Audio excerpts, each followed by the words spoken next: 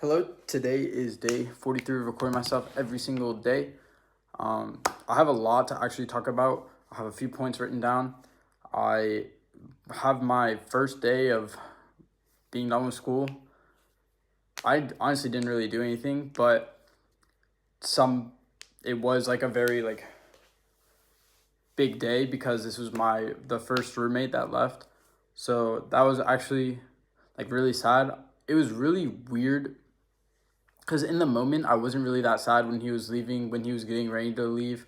But after he left, I think I really internalized it and realized damn, I don't know if I'm going he's really gone and the abroad experience is really ending. I talked about yesterday in the video how I wasn't sure when I was gonna see him again, and I was kind of just I have to do a better job of developing relationships.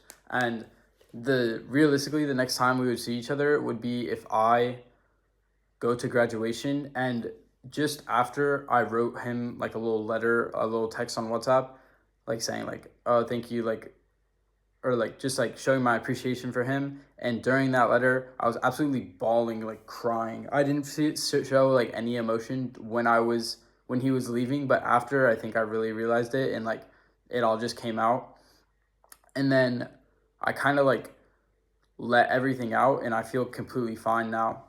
But I have to do a better job of making an effort to continue to develop these relationships. Kind of talked about it yesterday how I thought it was bullshit, but I still think that me putting in effort isn't ever going to hurt me. If someone doesn't respond, then that's on them and I'll just have to move on to someone else. But I should be trying to put in effort for people that I have some feelings towards, I care about them. And I think I decided that I'm going to go to graduation next year. So I just have to work in the meantime so that I can afford a ticket so that I can stay in California. I'd probably stay with my roommates that I lived with last semester, on the couch or something.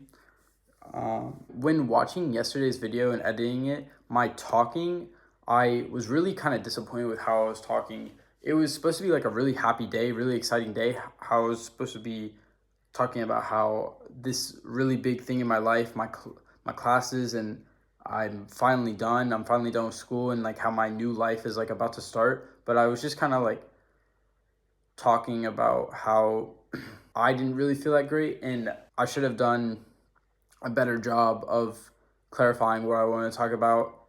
I think that right before recording that video, I just talked to Caroline and Bryan, and at the end of it, I wasn't really in the best of moods. I was thinking a lot how I'm really bad at developing relationships and kind of closed off. But I have to do a better job to really talk about what's actually important and not just something that I was feeling in the time.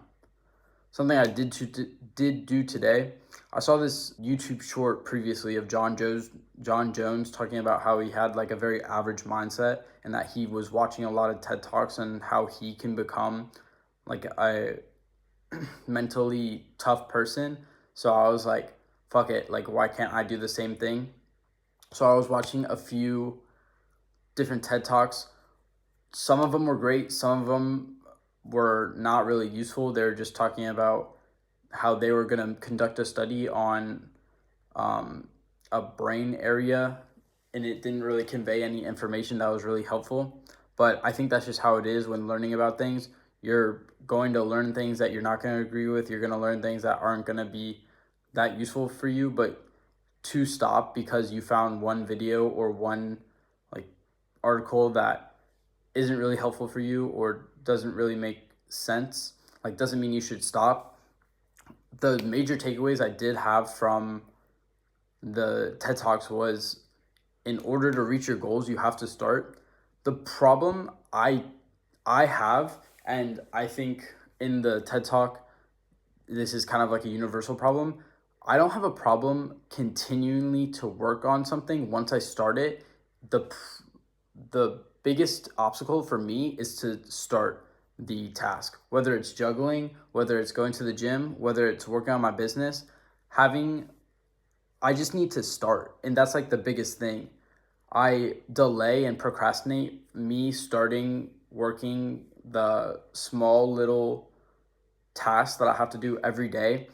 I have to break it down into even easier tasks. So it makes it so easy for me to do.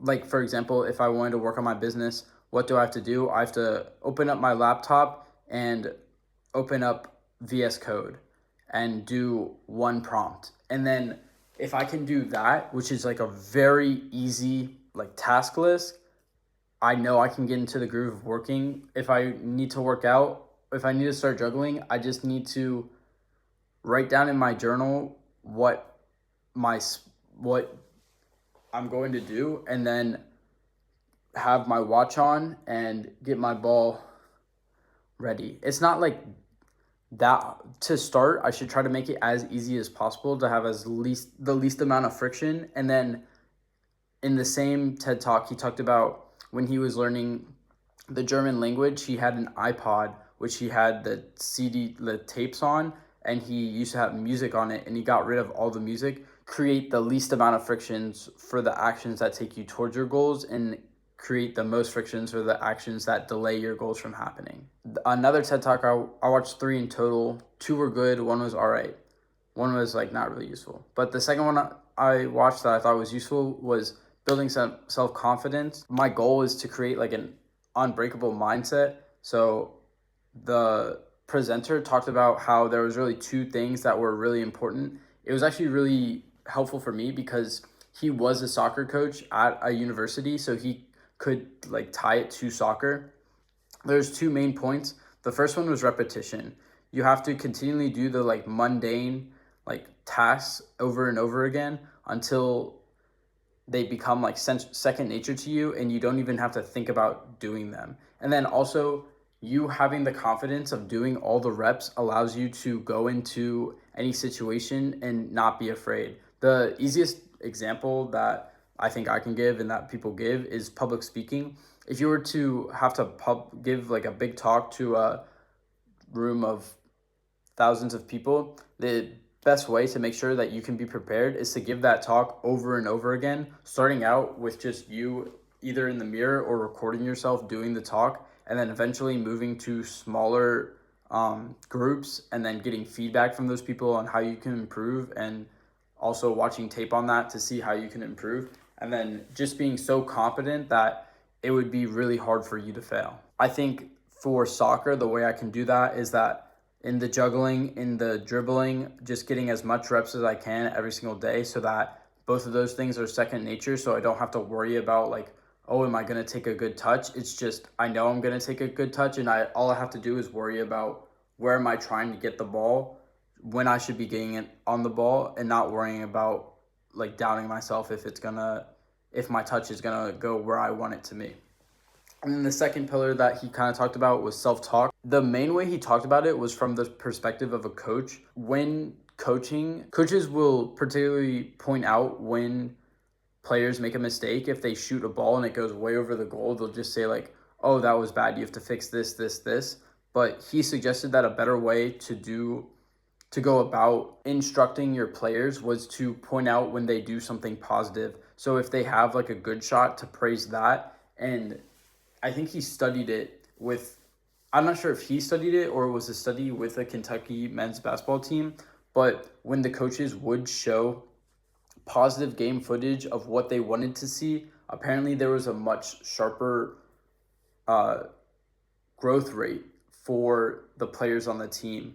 And I think this goes into watching tape of like professional players, watching like what's good and what works, and thinking about how you can apply that to your game. I do want to end it off. I think the psychology of sports is something that's really important, especially for a player like me who has been in their head for a while. And that's something I really want to dial in and really want to get sound, so that it's not holding me back from being the player that I want to be. If I can create that unbreakable mindset of continually pushing myself towards my goals every day, and then continually or being ready for the moment at hand, and not having like doubting myself, having positive self-talk to where if I do make a mistake, which is bound to happen, everyone's going to make a mistake at some point if you're playing a sport, like rebounding really quick and not allowing that to affect my game going forward. Just wrapping up, I had a call with my friend today, speaking on actually the earlier point of like reaching out.